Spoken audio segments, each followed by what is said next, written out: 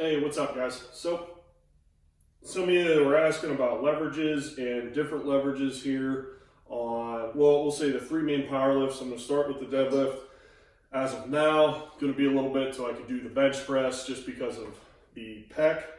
But either way, so we have 135 on the bar here, and a lot of you are probably wondering how to approach the bar in order to be able to lift the weight efficiently, safely, and improving upon your motor skills that way. So I'm a conventional deadlifter, as you guys know. I'll walk up to the bar and you guys will see where it's worn away here. So my stance is about shoulder width apart. So most of your conventional deadlifters are anywhere from about hip width, which is where I'm at here, to about shoulder width apart, which is usually where my stance is. Toes can slightly be pointed out, but for some of you that may not know where you fall, you want to find an athletic stance. So your balanced, strongest stance. How are you going to find that? It's a simple test. All you got to do is literally jump in place. You don't have to do a max vertical or anything like that. But so if I were to find my athletic stance, all I'm going to do is simply jump and catch myself.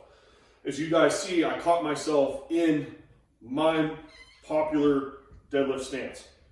So this is the position where I'm going to be strongest and I am going to feel most comfortable. So I'm going to have the most activation on my legs, my back, and everything else. So we figured that out. Now from here, okay, how am I going to grab the bar? Well, we walk up to the bar, okay, not quite touching my shins yet. You can have it touch your shins if you would like. But what I want to do now is grip just outside of my thighs. I don't want to grip over, and the only reason we don't want to grip over like that is your fingers will then drag into your thighs, you can lose your grip, cut yourself, and so on. It's already normal to drag the bar up the shins and so on. We'll get to that. So from here, what I'm going to do is I'm going to squat down. Okay, not in a full squat. So I'm not going to want to grab it in a full squat position. What I'm going to want to do is create a lever position. And I'll show you guys from a side angle here in a little bit, but I will show you guys 2 reps here from the front, and then we'll do the side. So, all right, we have my stance. I bend my knees. My knees are just about over my toes. The bar is now touching my shins. Okay, I'm able to grip just outside of my thighs. My hips will slightly be lower, or higher and whatnot than my knees. We don't want them lower. So from here, I'll be able to push into the floor and I'll be able to pull with my back at the same time. So my knee position slowly locks up and I'm basically unfolding like an accordion, okay? All symmetrically pushing and pulling. So then that way, I'm not gonna get anything crazy where I'm lifting all back, all legs, or I'm too far forward, too far back, and so on and so forth. So, yet again, I'm going to grip just outside of the bar, just outside of my thighs, grabbing the bar, knees just about over the toes. From here, hips are slightly higher than my knees, shoulder blades are in a good position, okay? I'm not over-exaggerated and like flexing. I'm in a good balanced position. So from here, if I were to explode into my max vertical, it's my power position, in other words. So I'll show you guys one full rep here, okay? So I'm gonna push into the floor, I'm gonna pull with my shoulder blades and pull the weight straight up, straight down, bar's in a good position, it's up against my thighs, and then I'm gonna descend the same way I went up, right back down the legs and back up. Nothing too crazy. Pretty simple. So all I'm doing is creating downward force with my legs, upward pulling force with my back. Okay? Best way to pull conventionally. Okay? And then for you sumo lifters out there, okay, it's basically the same thing. This is not my expertise, but you're going to be setting up, okay? Shins still be touching the bar. About where the ring is on the bar is where your stance is going to be, okay?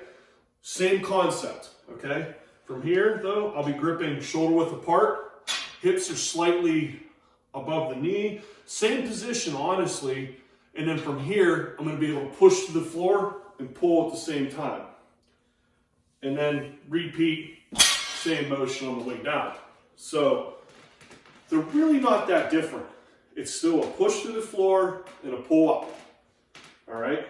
It's just, now this comes down to leverage, okay? And I'm gonna get to that in just a minute here.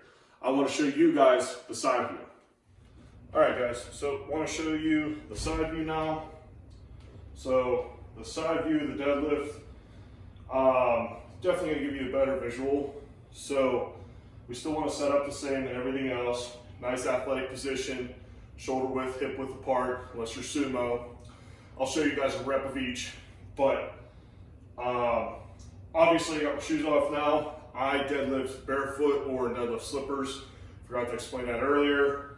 That way I'm shortening my range of motion and everything. I'm not, say, pulling the bar a longer distance. I know it might be 3/4 of an inch, 1/2 inch, but when you're, I guess, deadlifting competitively, you know, any little bit counts. So in other words, you know, we're still gonna have our hips slightly up, knees just over the toes, hands just outside the thighs, still gonna push into the floor and pull.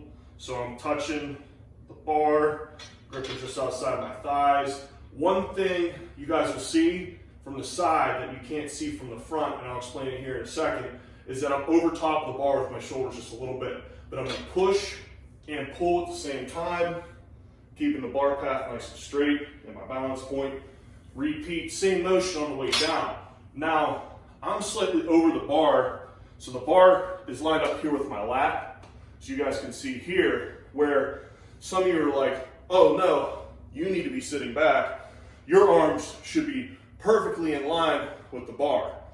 Now, this is where the levers come in. So, being a taller lifter, that really is impossible for me. Shorter lifters, yes. If I was to do one of the Olympic lifts, power clean snatch, then yes, I would set up, I'd be more in a squat position, I'd be pulling back, and I'd be here. But that's because it's a different position, different bar path, different movement. When I do a clean, which I can't really show you with this bar, it goes in like an S pattern. The deadlift, straight line. So, me being a taller lifter, my balance point is right here on the lat, okay? Depending on your height, depending on your levers, you know, arm length, torso length, leg length, whatever, your taller lifters, if you see other professional lifters and whatnot on YouTube, you'll see that that bar path is more here because that's more of our balance point.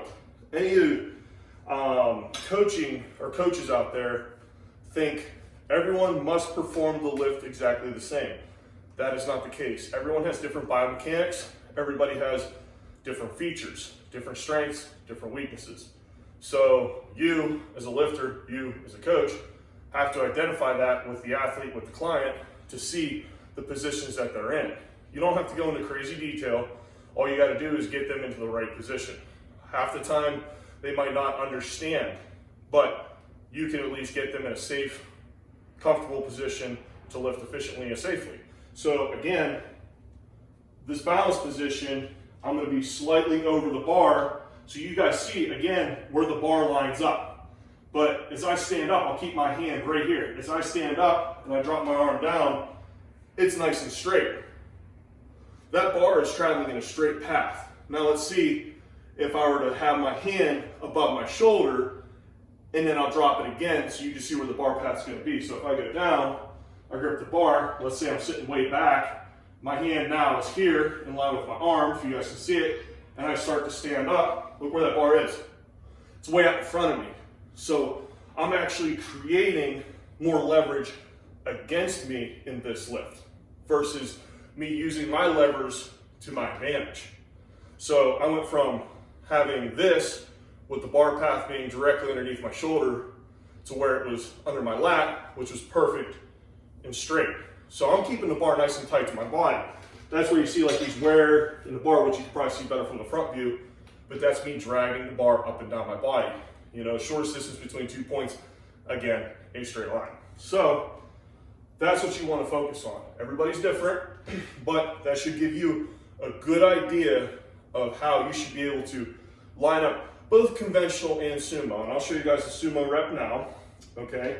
So when I line up, I'm gonna be a little bit more vertical, okay? Hips are still up, still slightly bent over the bar, but you're gonna notice that my bar path, or I guess alignment with my shoulder, is gonna be a lot different than the conventional. So I'm gonna have the bar closer to lining up with my shoulder versus my lat. So here we are. I'm gonna drop into position, and you guys can probably already see the difference now. The bar is lined up just behind the shoulder blade, so then when I go to push and pull, it's still in a straight bar path, okay? So again, here I am, pulling it nice and straight. That's the difference between the two because they're different leverages, different biomechanics. So don't get confused where you're thinking, okay, I'm a sumo deadlifter and I saw Paul's conventional setup and his shoulders are supposed to be way over the bar.